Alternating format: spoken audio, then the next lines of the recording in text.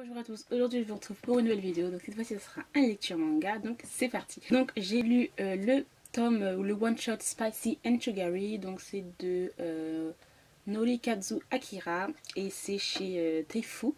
Un manga qui m'avait vraiment beaucoup plus attiré par la couverture. Après l'histoire, j'ai pas vraiment lu l'histoire. Donc en fait ce sont deux personnages, donc ces deux-là vont se rencontrer. C'est l'histoire de Nagai qui est inspecteur de police et de Kitahara qui était en fait un ancien camarade de sa classe.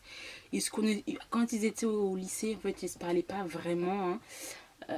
Mais un jour ils vont se rencontrer et lui, Kitahara, va venir direct lui dire oui, va le rencontrer comme ça, il va lui dire oui.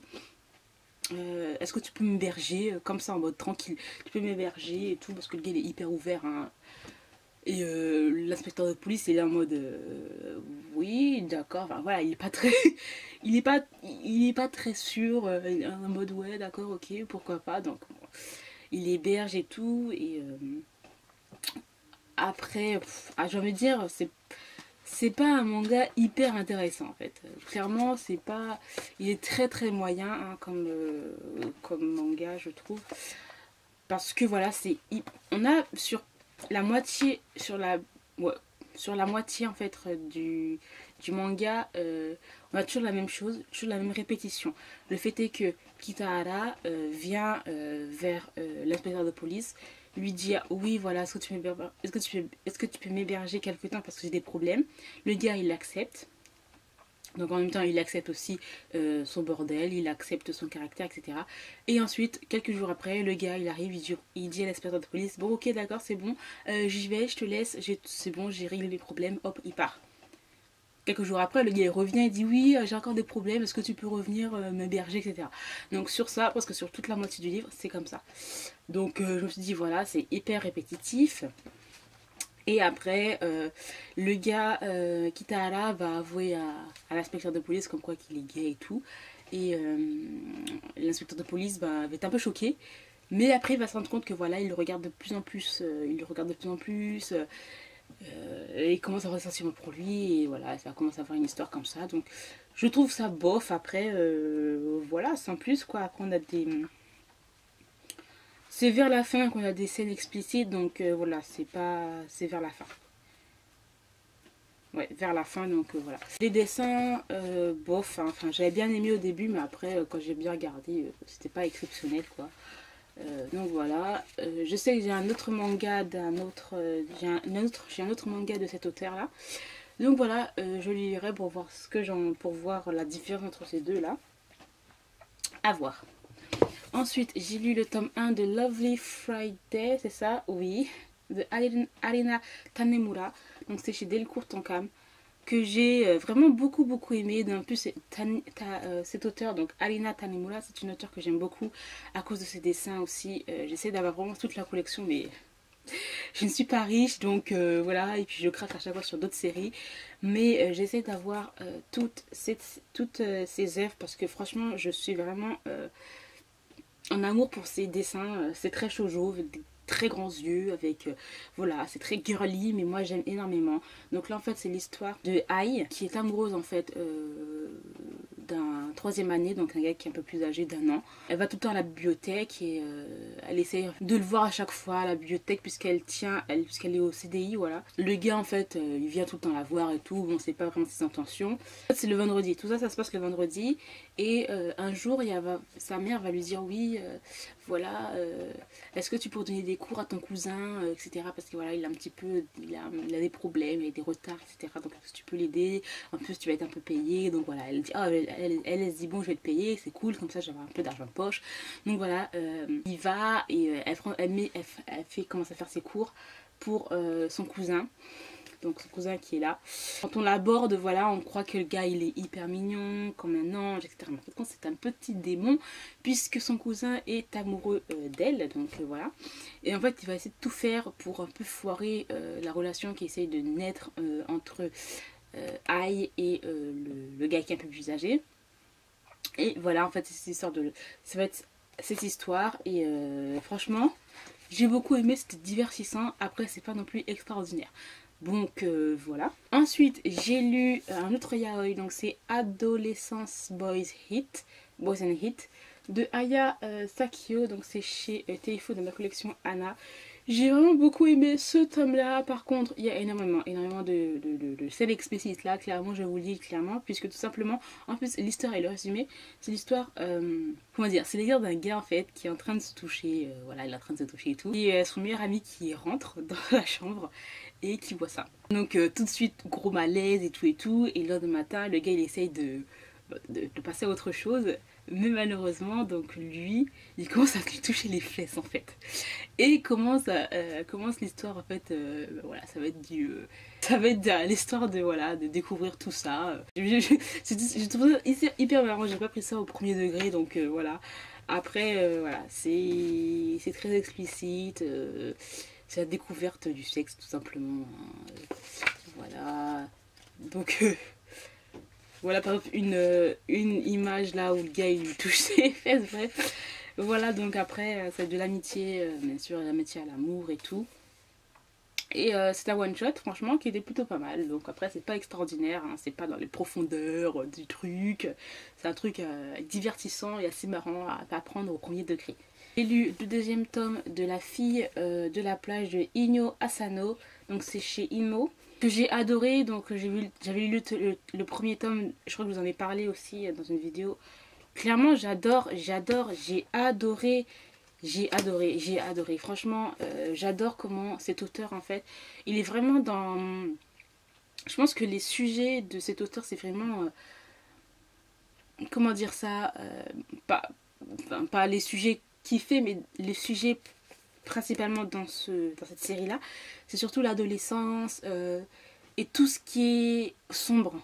Voilà, enfin, pas sombre, mais...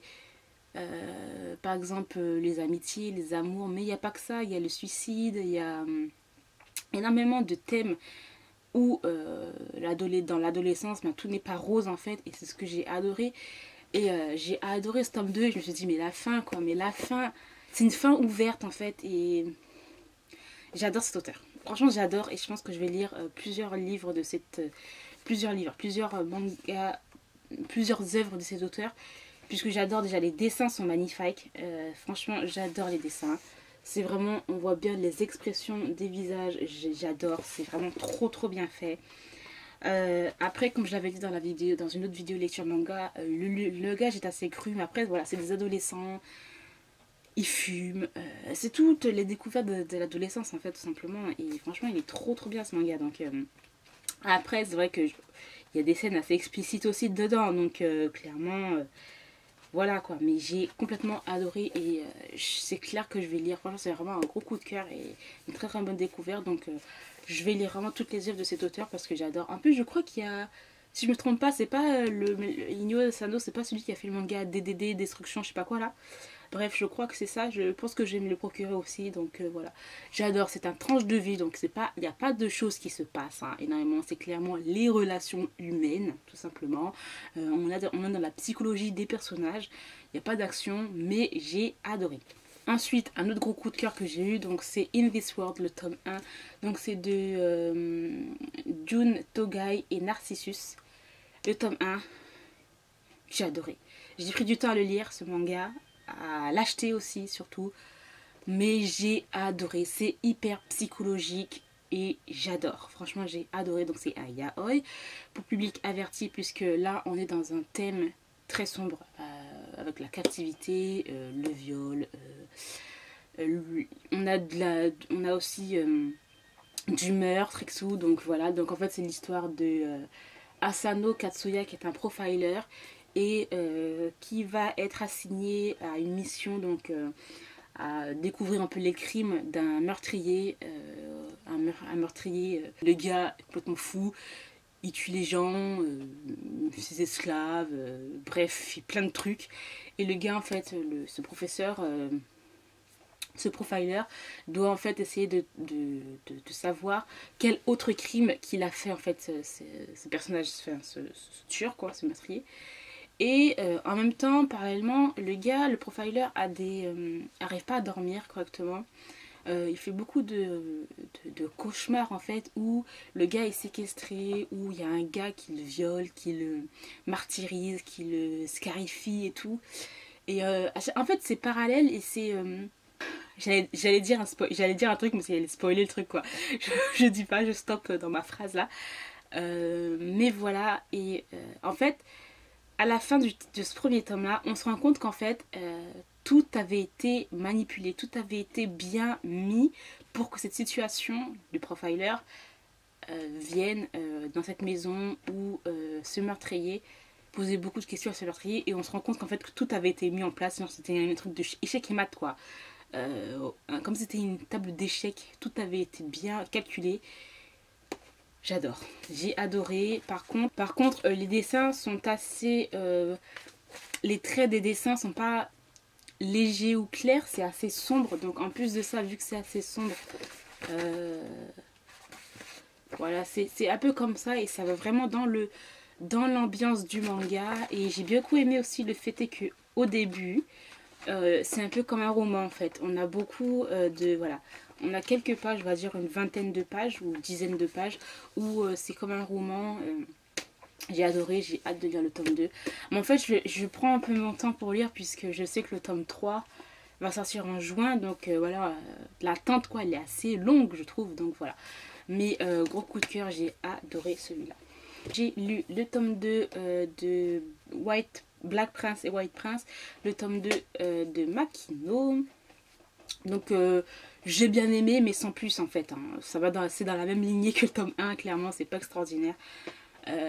Après, les deux premiers tomes suivent le live action, donc voilà, donc il n'y a pas vraiment de surprise en fait, puisque j'avais regardé le live action, et ça suit assez bien. Donc sans essayer de spoiler, on va dire que l'héroïne commence à remarquer un peu plus le Black Prince. Voilà, lui, elle se rend compte qu'il n'est pas si débile que ça, elle se rend compte que voilà, il n'est pas si méchant que ça. Et parce qu'elle idéalise le White Prince, voilà, et le White Prince il n'est pas si white que ça, il n'est pas si blanc que ça, hein.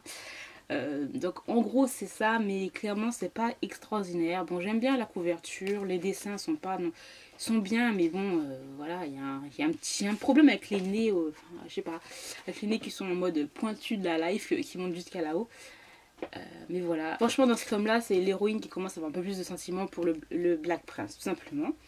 Et ensuite j'ai lu le tome 6 de I Say I Love You, donc c'est de Kanae Azuki, que j'ai complètement adoré. Donc voilà, un tome 6 aussi que j'ai vraiment beaucoup aimé. Donc là on avait un personnage qui avait déclaré sa flamme à Mei, voilà. Et Yamato qui est pas si sûr de lui en fait compte, hein. Quand tu le regardes il est beau, il est comme ça, mais le gars il est pas si sûr de lui. Donc c'est vraiment, j'ai beaucoup aimé en fait le personnage. Voilà, on se rend compte qu'il est pas si fort que ça. Et voilà, donc après on va aussi découvrir la vraie personnalité d'une autre personnage, d'elle.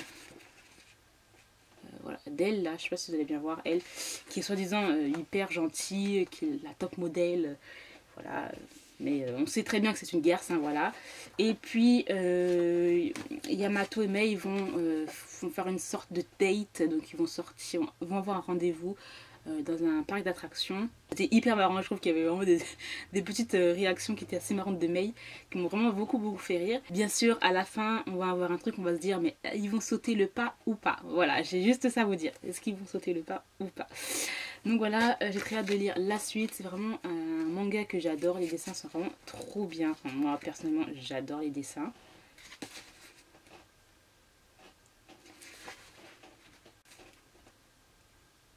Donc j'ai terminé pour ce lecture manga. J'espère que cette vidéo vous aura plu. Je vous remercie de l'avoir regardée jusqu'au bout. Et je vous dis à très bientôt.